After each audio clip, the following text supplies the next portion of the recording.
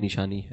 انس بن مالک رضی اللہ تعالیٰ عنہ نبی کریم رؤوف الرحیم صلی اللہ علیہ وآلہ وسلم سے روایت کرتے ہیں کہ آپ کریم صلی اللہ علیہ وآلہ وسلم نے ارشاد فرمایا، آیت الایمان، باب میں تھا علامت الایمان، اور حدیث کے مرفوع الفاظ میں ہے آیت الایمان، آیت الایمان حب الانصار و آیت النفاق بغض الانصار، ایمان کی نشانی انصار کی محبت ہے، اور منافقت کی نشانی انصار کی۔ اب بات کھل کے سامنے آ گئی کہ ہمیں ایمان کی نشانیاں اور منافقت کی نشانیاں ساری کی ساری ذہن میں رکھنی چاہیے، تمام دلائل کو پیش نظر رکھ کے فیصلہ کرنا چاہیے۔ ایک حدیث آ جائے تو بھاگ پڑنا لے کر اور وجد میں آ جانا، یہ غیر سنجیدہ لوگوں کا طریقہ ہوتا ہے، اور ساری حدیثیں سامنے رکھنا محققین کا طریقہ ہوتا ہے، اور محققین ہی اہل سنت ہوا کرتے ہیں۔ جاہل کبھی سنی نہیں ہوتا، کچھ بتانے اور کچھ چھپانے والا سنی نہیں ہوتا، وہ یہودیوں کے طرز پر چل رہا ہوتا ہے، ایمان والوں کے طرز پہ نہیں چل رہا ہوتا، وہ مانے یا نہ مانے۔ آگے اس موضوع سے تعلق رکھنے والی بہت ساری باتیں ایسی ہیں جو فضائل صحابہ کے ضمن میں انشاءاللہ آئیں گی اور ہم ان کی تفصیل بیان کریں گے۔ باب حدثنا ابو اليمان قال حدثنا شعيب عن الزهري قال اخبرنا ابو ادريس عائذ الله بن عبد الله ان عبادة بن الصامت رضي الله عنه وكان شهيد بدرا وهو احد النقباء ليلة العقبة ان رسول الله صلى الله عليه وسلم قال وحوله عصابة من اصحابه بايعوني على الا تشركوا بالله شيئا ولا تسرقوا ولا تزنوا ولا تقتلوا اولادكم ولا تأتوا ببهتان تفترونه بين ايديكم وارجلكم ولا تعصوا في معروف فمن وفى منكم فاجره على الله ومن أصاب من ذلك شيئا فعوقب في الدنيا فهو كفارة له ومن أصاب من ذلك شيئا ثم ستره الله فهو إلى الله إن شاء عفا عنه وإن شاء عاقبه فبايعناه على ذلك۔ باب حضرت عبادہ بن صامت رضی اللہ عنہ سے روایت ہے، جو غزوہ بدر میں شریک تھے اور بیعت عقبہ والوں میں ایک نقیب تھے، اور آپ کے گرد صحابہ کرام کی ایک جماعت تھی، اور رسول اللہ صلی اللہ علیہ وآلہ وسلم نے ان سے فرمایا، مجھ سے اس بات پر بیعت کرو کہ اللہ کے ساتھ کسی کو شریک نہیں کرو گے، چوری نہیں کرو گے، زنا نہیں کرو گے، اپنی اولاد کو قتل نہیں کرو گے، جانتے بوجھتے کسی پر بہتان نہیں باندھو گے، اور نیکی کے کاموں میں نافرمانی نہیں کرو گے۔ تم میں سے جس نے یہ عہد پورا کیا تو اس کا اجر اللہ تعالیٰ کے ذمہ کرم پر ہے، اور جو ان میں سے کسی کے اندر مبتلا ہو جائے اور دنیا میں اس کو اس کی سزا ملی تو وہ اس کا کفارہ ہوگا، اور جو ان میں سے کسی بات میں پڑا پھر اللہ نے اس پر پردہ ڈالے رکھا تو وہ اللہ کے سپرد ہے کہ چاہے تو معاف فرمائے اور چاہے تو اسے سزا دے۔ پس ہم نے اس بات پر آپ سے بیعت کی۔ یہ 6 سطروں سے طویل یا تقریباً 6 سطروں پر مشتمل باب ہے۔ اس باب کا تعلق چونکہ کتاب الایمان کے اندر یہ حدیث آ رہی ہے، ضمن اور بھی کچھ چیزیں بیان ہوئی ہیں، لیکن اس حدیث کو بیان کرنے کا اصل مقصد وہ ایمانیات کو واضح کرنا ہے۔ حضرت عبادہ بن صامت رضی اللہ تعالیٰ عنہ انصاری صحابی، یہ بدری صحابی ہیں۔ راوی کا ان کو بدری کہنا ان کے سکہ ہونے کی دلیل کے طور پر اور ایک مزید فضیلت کے طور پر بیان کر رہے ہیں راوی، اور ان کی ایک شان یہ بھی ضمناً بیان کر رہے ہیں کہ یہ ان عقبہ کی رات جب نبی کریم صلی اللہ علیہ وآلہ وسلم نے ہجرت سے پہلے مدینہ سے مکہ شریف میں حج پر آئے ہوئے کچھ انصاریوں سے بیعت لی تھی اور ان سے وعدہ لیا تھا، اور انہوں نے اس وقت نبی کریم صلی اللہ علیہ وسلم کو مدینہ منورہ میں ہجرت کر کے تشریف لانے کی دعوت بھی دی تھی، تو یہ ان میں شامل تھے۔ ان صحابہ کرام کو نقباء کہا جاتا ہے، ان میں یہ بھی شامل تھے۔ تو وہ روایت کیا کرتے ہیں، ان رسول اللہ صلی اللہ علیہ وآلہ وسلم قال، تو اس میں ایک اشارہ ہمیں مل گیا کہ راوی کی شان بیان کر دینا کسی مصلحت کے تحت، کسی ضرورت کے تحت، یہ بڑی مستحسن چیز ہے، اور شارحین نے راویوں کے حالات پر جو تبصرے کیے ہیں ان تبصروں کے جواز کا بھی ایک ثبوت ہے کہ راوی خصوصاً صحابی ہو تو ان کی شان ساتھ بیان کرنا، اس کو ملحوظ رکھنا، اور ان کو ایک اہم شخصیت قرار دینے کے لیے پوری ساتھ وضاحت کر دینا، یہ بہت اچھی بات ہے۔ اب مرفوع الفاظ کیا ہیں؟ نبی کریم صلی اللہ علیہ وسلم نے جبکہ آپ کے ارد گرد صحابہ کرام کا ایک پورا گروہ حاضر تھا تو آپ نے فرمایا بایعونی، میرے ہاتھ پہ بیعت کرو۔ یہ بایعونی بیعت لینے کے لیے بھی استعمال ہوتا ہے اور بیعت کرنے کے لیے بھی استعمال ہوتا ہے۔ میرے ہاتھ پہ بیعت کرو، اور قرآن میں فبایعہن، خواتین کو بیعت کرو، وہاں بیعت کرنے کا فاعل حضور ہیں۔ یہاں بایعونی، میرے ہاتھ پہ بیعت کرو، یہاں بیعت کرنے کا فاعل صحابہ کرام ہے۔ تو گویا با یا یبایع باب بھی ایسا ہی ہے، تو اس میں دونوں طرف سے بیعت کا لفظ استعمال ہو سکتا ہے. تو اللہ اس بات پر اللہ تشرکو باللہ ہے کہ اللہ کے ساتھ شریک کسی کو نہیں بناؤ گے. ایمانیات سے تعلق ہوا نا. آگے ولا تسرقو چوری نہیں کرو گے, ولا تزنو بدکاری نہیں کرو گے, ولا تقتلوا اولادکم اپنے اولادوں کو قتل نہیں کرو گے. اس زمانے میں بچیوں کو قتل کر دیا جاتا تھا. ولا تاتوا ببہتان تفترونہ بین ایدیکم وارجلکم اور خود اپنے ہاتھوں اور اپنے پاؤں کے سامنے گھڑا ہوا بہتان کسی پر نہیں لگاؤ گے. ولا تعصوا فی معروف اور نیکی کے معاملے میں نافرمانی نہیں کرو گے.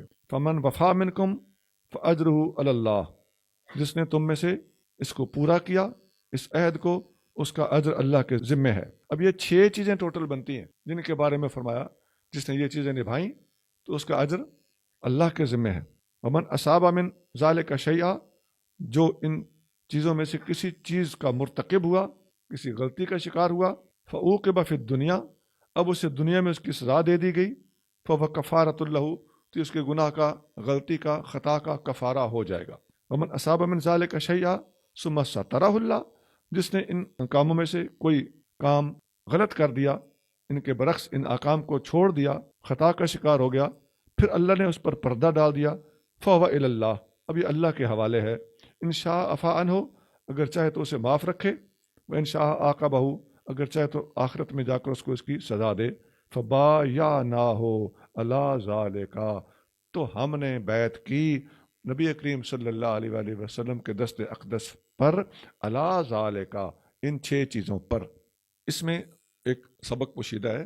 سنت طریقہ یعنی ہمیں معلوم ہو گیا کہ بیعت کرتے وقت شیخ اگر اپنے مریدوں سے چیزیں پہلے منوا لے کہ تم نے یہ کام کرنے ہیں تمہیں کرنا ہوں گے اور وہ ان باتوں کا اقرار کرے اور تسلیم کرے کہ میں انشاءاللہ تعالی حتی الامکان حتی الوسع میں ان کی کوشش کروں گا. تو اب شیخ بیعت کرے تو یہ مسنون طریقہ ہے. یہاں مشائخ نے ایک بات اور بھی لکھی ہے کہ بعض شرطیں مرید بھی منوا سکتا ہے. جیسے ایک حدیث میں آتا ہے مسلم شریف میں حدیث ہے حضرت عمر بن عاص رضی اللہ تعالیٰ عنہ نے نبی کریم صلی اللہ علیہ وآلہ وسلم سے عرض کیا کہ آپ ہاتھ بڑھائیں میں بیعت کرنے کے لیے حاضر ہوا ہوں.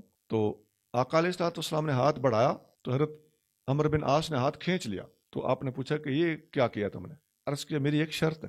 تو آپ نے فرمایا تشترط ماذا کیا شرط رکھنا چاہتے؟ تو عرض کیا کہ ان یغفر لی میری بخشش ہو جائے. تو یہ اس سے اخذ کیا ہے مشائخ نے کہ کوئی جائز بات مرید اپنے مرشد کی خدمت میں اس وقت عرض کر سکتا ہے تو اسے ایک مان کہا جاتا ہے. یہ کوئی مرشد کی بے ادبی نہیں ہے جس طرح اس سنت سے یا اس حدیث سے ثابت ہے. میں اس کو لفظ سنت سے تعبیر کر رہا ہوں تاکہ فرق واضح رہے کہ قیامت تک کے مشائخ سنت مصطفیہ کے ہی پابند ہیں نا تو اس اعتبار سے, ورنہ حضور ہیں اور بعد کے مشائخ حضور کے متبع ہیں, ورنہ اتباع رسول نہیں ہے تو وہ شیخ بننے کے قابل ہی نہیں. ہاں یہ فرق ضرور ہے کہ آقا کریم صلی اللہ علیہ وآلہ وسلم مغفرت اور بخشش کا اعلان کر سکتے تھے کیونکہ وہ ہر وقت اللہ کے ساتھ رابطے میں تھے. آج کے اگر مشائخ اس سنت پہ عمل کرنا چاہیں تو اس کا ایک محدود طریقہ یہ ہے کہ وہ یہ کہہ سکتے ہیں کہ اگر میری مغفرت ہو گئی تو میں تمہیں جنت میں ساتھ لیے بغیر نہیں جاؤں گا, یہ کہہ سکتے. لیکن آقا علیہ الصلوۃ والسلام کی طرح کوئی دعوے سے یہ بات نہیں کہہ سکتا. لیکن آقا علیہ الصلوۃ والسلام نے بھی بڑی محتاط بات ارشاد فرمائی کہ اے عمر تجھے نہیں پتا کہ جب بندہ کفر سے اسلام میں آتا ہے تو اس کے سابقہ گناہ معاف ہو جاتے ہیں, جب حج کرتا ہے تو سابقہ گناہ معاف ہو جاتے ہیں, جب ہجرت کرتا ہے تو سابقہ گناہ معاف ہو جاتے ہیں. کتنی محتاط گفتگو فرمائی. اسی طرح حضرت ربیعہ رضی اللہ تعالیٰ عنہ نے جب وضو کرایا تو مسلم شریف میں حدیث ہے کہ انہوں نے بھی یہی کہا تھا کہ میں جنت میں آپ کے ساتھ جانا چاہتا ہوں. تو آقا علیہ الصلوۃ والسلام نے فرمایا تھا کہ آئنی علی نفسک بکثرت السجود زیادہ سے زیادہ سجدے کر اور میرے ساتھ تعاون کر. تو اس میں ہمارے لیے سبق ہے. نبی کریم رؤوف الرحیم صلی اللہ علیہ وسلم بلا شبہ اگر ان کو کہہ دیتے کہ میں جنت میں تمہیں لے جاؤں گا, آپ کا جنتی ہونا بھی کنفرم ہے, آپ جسے جنتی کہہ دیں اس کا جنتی ہونا بھی کنفرم ہے. آپ اشرا مبشرہ کو جنتی کہہ سکتے ہیں تو ان کو کیوں نہیں کہہ سکتے تھے؟ لیکن آپ صلی اللہ علیہ وسلم کی کمال احتیاط ہے کہ وہاں اشرا مبشرہ کے نام بھی ایک خاص پیرائے میں لیے ہیں اور ان کا ذکر بھی ایک خاص انداز سے کیا ہے.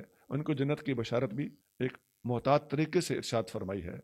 آج ہم لوگ اگر کھڑے ہو کر کسی کو جنت کے پروانے فراہم کرنا شروع کر دیں تو یہ محض بے احتیاطی اور ہماری شوخی ہوگی. اللہ تعالی ہمیں سنجیدہ محتاط اور نبی کریم صلی اللہ علیہ وآلہ وسلم کے طریقوں کا پابند رہ کر زندگی گزارنے کی اور اپنی زبان کھولنے کی توفیق عطا فرمائے۔ باب من الدین الفرار من الفتن۔ باب فتنوں سے بھاگنا دین کا ایک حصہ ہے۔ باب کا آپ عنوان اور نام دیکھیں کہ دین کا حصہ یہ بھی ہے کہ بندہ فتنوں سے بھاگ جائے۔ اب فتنوں کا مقابلہ کرنا یہ بھی صحابہ سے ہی ثابت ہے، فتنوں سے بھاگ جانا یہ بھی صحابہ سے ہی ثابت ہے، اور اپنے گاؤں اور گھر میں ہی رہ کر گوشہ نشین ہو جانا یا جنگوں کے معاملات میں غیر جانبدار رہنا، یہ ساری چیزیں کتابوں میں مذکور ہیں۔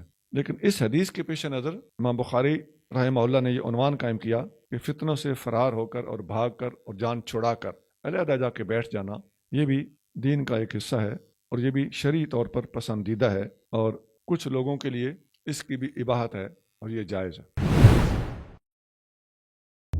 حدثنا عبد الله بن مسلمة عن مالك عن عبد الرحمن بن عبد الله بن عبد الرحمن بن أبي سعسعة عن أبيه عن أبي سعيد الخدري رضي الله عنه أنه قال قال رسول الله صلى الله عليه وسلم يوشك أن يكون خير مال المسلم غنم يتبع بها شعف الجبال ومواقع القطر يفر بدينه من الفتن۔ حضرت ابو سعید خدری رضی اللہ عنہ سے روایت ہے کہ رسول اللہ صلی اللہ علیہ وآلہ وسلم نے فرمایا، قریب ہے کہ مسلمان کا بہترین مال اس کی بکریاں ہوں جن کے پیچھے وہ پہاڑوں کی چوٹیوں اور چٹیل میدانوں میں اپنے دین کو فتنوں سے بچانے کی خاطر بھاگتا پھرے گا۔ حضرت ابو سعید خدری رضی اللہ تعالیٰ عنہ روایت کرتے ہیں کہ رسول کریم رؤوف الرحیم صلی اللہ علیہ وآلہ وسلم نے ارشاد فرمایا، وہ وقت عین قریب ہے کہ کسی مسلمان کا بہترین مال یہ ہو ان یکونا خیر و مال المسلم، یہ خیر کے اوپر خیرہ بھی ہے نا، تو وہ یہی ہے نا کہ خیر جو ہے کانا کی خبر ہے یا اس کا اسم ہے، اس کے مطابق اعراب ہے۔